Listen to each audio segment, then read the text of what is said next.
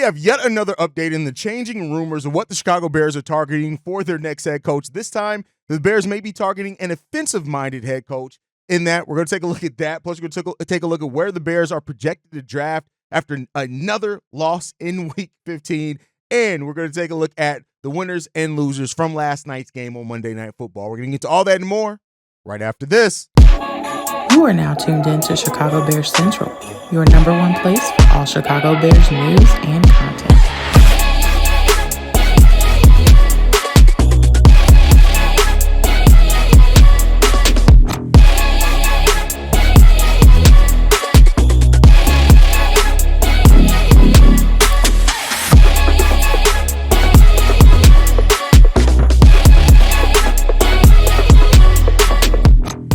What's going on, Bears fans? Welcome to another episode of Chicago Bears Central, your number one spot for everything Chicago Bears related. I'm the host, Haize, but more importantly, you guys can follow the channel at Chi Bears Central on every social media platform we happen to be on. With that said, let's go ahead and get into this content for today. So this one comes from Adam Schefter, who says this: many people around the league believe that when the coach hire is made, that it will be made with the offense in mind. Now, this is something that a lot of Bears fans also echo those sentiments and want to see the Bears do something that's really different from what the Bears have typically done, and that is this time hiring an offensive-minded head coach, especially to pair with your young quarterback in Caleb Williams, right? When you pair into that DJ Moore also recently said that an offensive-minded coach would take it to the next level, but whoever comes in, they're just got to lead the men in the locker room. So DJ Moore as well, being another one who also wants to see an offensive-minded head coach come in here. When you look at the if you look at Ben Johnson, of course, his name's been mentioned and flown around there a lot. There's going to be some candidates that make sense as far as an offensive-minded head coach for the Chicago Bears. You look at, of course, Ben Johnson, who I just mentioned. You also look at Joe Brady, the guy who was mentioned, who's the offensive coordinator for the Buffalo Bills. But then you pair that with other things. We've heard guys like Mike Vrabel, right? We've heard guys like Brian Flores, who are not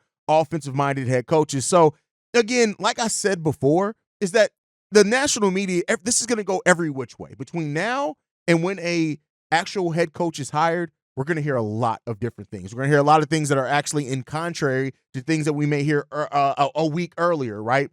And I think the Bears are going to cast a wide net. And it's about finding the right guy, but it's not bad to have kind of what the pillars that you want are, right? And the Bears, when you look at their offense, even from the Luke Getsy hire, they have a clear type of offense that this team wants to run, right? But bringing in an offensive-minded head coach that really can see that thing through, maybe what really finally brings this all together and we get a consistent vision and execution level, hopefully. But to DJ Moore's point, I love how he ended his quote. They just got to bring in somebody who's going to come in and lead the guys in the locker room. That's what you need, right? That's what I think everybody on this roster, from Jaylon Johnson to DJ Moore, everybody has really talked about the same thing. Kevin Warren said it. Ryan Poles said it. They need a leader of men, right? And not just somebody who leads, right? I had a conversation with somebody who was like, well, because you're a coach at the NFL level, if you're successful, that means you're a leader of men. And it's not really that. That's not really that. Now, we had a voicemail from Darius before who, compared and said that Ben Johnson could be the next Matt Nagy, who I didn't really agree with that, but I understood the concerns that he had coming into that as well. But we do need somebody who's going to bring a vision to really kind of change this offense. Now, that doesn't necessarily have to come via an offensive-minded head coach. If you do get a defensive-minded head coach in here but knows how to pick his assistants right, you can get some of the same thing. I think that's a big part of all of this, and that's going to be a part regardless, right? Because as the head coach, they're going to have more responsibilities than just calling an offense. Ben Johnson's already said that he will want to call the offense when and if he does become a head coach, but you still need a staff that all works in synergy together, right? And much like if you hire a defensive-minded head coach, they got to hire the right guy to have the mindset on the offense. You got to do the same thing. If you hire an offensive-minded head coach, you got to bring in a guy who's going to be able to still command that defense and lead that defense, call the plays on that defense, so that it alleviates less stress from what the head coach, especially if you go a younger head coach, a first-time head coach, has to kind of focus on, right? And so I know this coaching search is going to leave a lot of people kind of in different areas on what they think could work and could not work for the Chicago Bears, and that's fair. There's not going to be I don't think there's going to be anybody that the Bears could hire that universally all Bears fans are going to love and all Bears fans are going to think is the guy. And it's not about that, right? The Bears do not have to appease Bears fans other than putting people in position that are going to help this team win. That's the only appeasement that they need to do. So whether they hire somebody that we like or hire somebody that coming into the process we thought was the right guy or not, just in showing and proving if they could be the right guy, that's what we need more importantly than anything. And so I already know, like, it's going to cause conversations. I won't say riots, but it's going to cause conversations and discussion either way, no matter what the Chicago Bears do. And the Bears just got to find the right thing and the right path forward in this case. And one of the things that the Bears also have to look at is, what they do in the draft. Now, this is a trenches heavy draft coming up, right? I project probably in the first 10 picks of the draft, you're probably going to see 4 to 5 offensive linemen taken in the first 10 picks of the draft. And that draft order is really important, right? And I said the conversation, I even said this coming into the season, that Ryan Poles may have said, let me patch this offensive line up together enough because next year in the draft, with all the assets that we have, that's where I could really make the move to nail home this offensive line. Now, his evaluation and the pieces that he brought in here to be able to hold this offensive line together were trash. It did not work out. And so the Bears are really going to have to focus very hard on what they can do to improve this offensive line in the draft and in free agency. The Bears right now, if things were to end following the game yesterday, is that the Bears hold 3 picks right now that would be in the top 40 of the NFL draft. And so that's a huge opportunity for the Bears to get their offensive line. The Bears would have the number 9 pick overall right now, having a 4-10 record. And of course, with the Bears having the chance to lose every game for the remainder of the season, they have a big chance to be even a better and higher draft pick than that. This is a very trenches heavy draft, and it's just about them taking the opportunity and getting the right guys. You look at Ursary, I believe is how you pronounce it, from Minnesota, offensive tackle there. Kelvin Banks, offensive tackle out of Texas. He's going to go probably in the top 5 of that draft. You also got guys like lost my train of thought. Apologize for that one. You also got guys like Marcus Imbro as well from Purdue. He's another guy that can go high in that draft. So you got offensive linemen really in this draft. Will Campbell out of LSU. So Poles is going to have an opportunity to get the offensive lineman that he needs in this draft. I would personally, and I said this over on Bleacher Report, I would love to see a combination of at least one key veteran addition, because keep in mind, good veteran offensive linemen are expensive. So even by getting one veteran offensive lineman, that's gonna cut into your salary cap quite a bit, right? But then if you can get that, keep Darnell Wright here, and then focus on your picks in the 2 picks you have in the second round and the pick that you have in the first round to solidify that offensive line. Move some of these starters to depth pieces where I think they could thrive at. I think Braxton Jones could be really good as a depth piece on that offensive line rather than as a starter. And if you can do that, this offensive line can really have some considerable turnover and improvement in one offseason. But it's going to take evaluation, right? And Ryan Poles, outside of his own evaluation on offensive lineman talent, I hope he really relies on his scouts in a case like this as well. We know that the Bears really like that Senior Bowl. There are going to be some offensive linemen in that Senior Bowl as well. But there are some really good offensive linemen that can go in this draft, and especially in the first 2 rounds of this draft as well. And if the Bears get it right, and that, I know that's an if, and I understand the pessimism that a lot of Bears fans are going to have right now around this team and around Ryan Poles' evaluation of offensive line talent. I understand all of that. I'm not here to knock your thoughts on that at all, right? But if you get it right, and I get that, and like I said, I get that that's a big if right now, but if you get that right, we can see this offensive line really go to new places next season. And that's going to be something that, again, it doesn't fix everything for the Chicago Bears, but it does go a long way in fixing some of the things that have really plagued this team for the last handful of years. Josh Connerly, another one out of Oregon right now, that's the offensive tackle. He's another guy that could be exactly what the Chicago Bears need. I really can't wait. Of course, the first thing that I'm going to focus on in my initial draft process is offensive lineman. That's the first thing I'm going to focus on coming out of free agency, but there are some really good potential offensive linemen in this draft.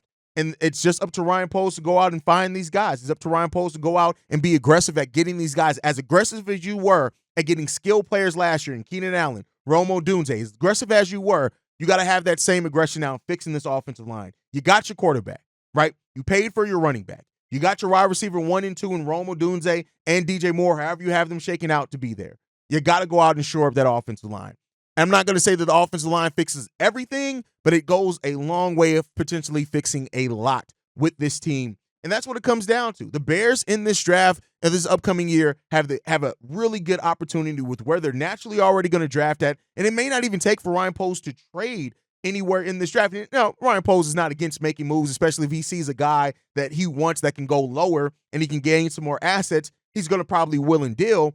But, as long as this team has that focus on getting in and making sure that they walk out of this offseason period, the free agency and in the draft, with improving this offensive line, it go a long way in changing the dynamic of this offense. And I'm sure, especially if the Bears are really targeting an offensive-minded head coach, that head coach is going to really want that offensive line in a much better place, right? You do not want to try to come up with something creative for it to be held back by your offensive line. And that's what I said coming into the season. Whereas some Bears fans were really, taken aback by how the offensive line played in the preseason. When I said, and again, it's been more than that. It's not like I was 100% right. It's been more than just the offensive line. But when I said that it would really suck to see this team that has this much talent held back by the offensive line, and some of you guys in the comment section were like, Haize, wait, did you see how we performed in preseason? Did you see the Hall of Fame game? We're okay. Why do you think the offensive line is going to be what holds us back? I do this for a reason, right? And I'm here every day for a reason. Y'all think I'm not looking at everything? Y'all think I'm not processing everything? You think I'm not looking at Pro Football Focus and some of the advanced analytics? Yeah, this offensive line was always going to be a problem child for the Chicago Bears team. Now, we had other problems that contributed and exacerbated that, of course, right? But we got to figure it out. We definitely got to figure it out. And if we do, great. We'll see what happens there. But, after every game, what I like to get into is I like to talk about some of the winners and losers, players that stood out good and bad in yesterday's game. And I got a couple of players that stood out good. I got a couple of players that stood out bad. I'm going to start off with the good. The good, we got to give it to TJ Edwards again. TJ Edwards is a Chicago Bears linebacker. And I mean by that, when you think of historically what characterizes a Chicago Bears linebacker, TJ Edwards has been that every single day. Is he perfect? No. Does he make mistakes? Yes, every player is going to. But when you look at the physicality that TJ Edwards played with yesterday, right? He is one of the best players that we have and consistent players on that defense. He's not one of the ones that is not giving tons of effort out there. He's giving effort out there even amongst the 8-game losing streak. And he led the team in tackles yet again, 2 tackles for a loss, 1 sack, and 1 QB hit.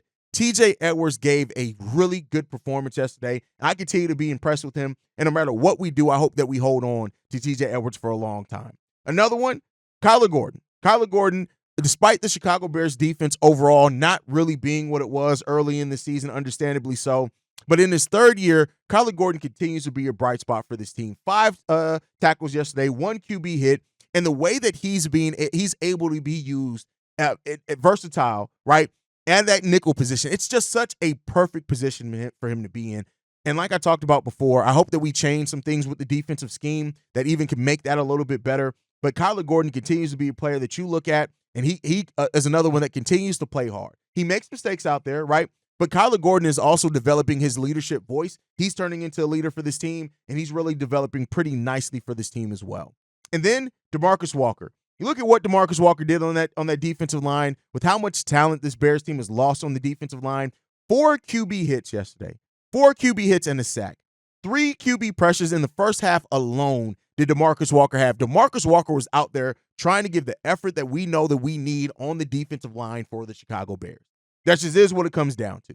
And DeMarcus Walker is a guy that, as we continue to hopefully improve this defensive line and young players like Jervon Dexter continue to develop, hopefully Andrew Billings can stay healthy for the entirety of a season. I'm really excited to see with development from Austin Booker and those other guys, how DeMarcus Walker can continue to just be used, how versatile that he can be used. And I'm sure, I don't think Eric Washington is going to hold on to the defensive coordinator job. So whoever comes in as that next defensive coordinator, I hope that they really look at the versatile weapon DeMarcus Walker can be, and they can find out ways to really use him, scheme him really well, and just get even more creative on that. DeMarcus Walker has been, when you look at the Nate Davis signing and how bad that was, DeMarcus Walker is kind of the opposite signing of that. He's been so good for this Bears team and the versatility and the different ways that they like to use him.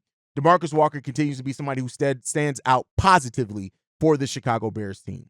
But with every positive, you got to get into the negatives. And one of the negatives that continues to be is Kieran Amegadjie. He was bad the last time he stepped in as a starter. He was bad yesterday stepping in as a starter for Braxton Jones. He struggled every single play, basically. And when you look at that position that he's in, protecting the blind side of Caleb Williams, he failed adamantly at that, right? He allowed a lot of pressures. He allowed a strip sack that came from his side as well, right? Where when you look at that play, Caleb Williams had no chance of doing anything in that play because of how Kieran Amagaje performed on that. He also had 4 penalties to Kieran Amagaje. Listen, I get it that the Bears drafted him because he had starter-level upside, but when he's in the game so far, it's been really hard to see that upside. And this, of course, is pointing to another maybe a sign that Ryan Poles doesn't really know how to evaluate offensive line talent. Now, we've seen players struggle rookie years and come back better than ever in their second years, or maybe even the third years.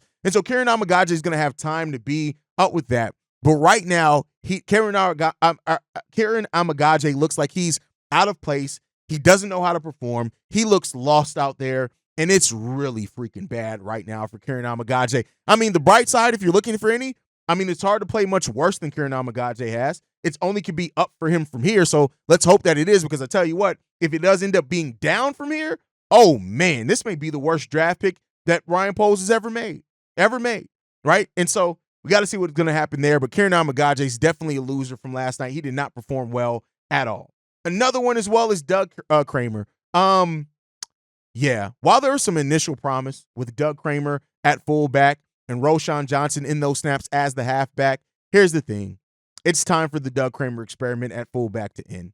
It is what it is. It's just time for it to end. It's not working anymore. Maybe it was one of those things where Shane Waldron had the vision for it. He was the only one that knew how to scheme for it.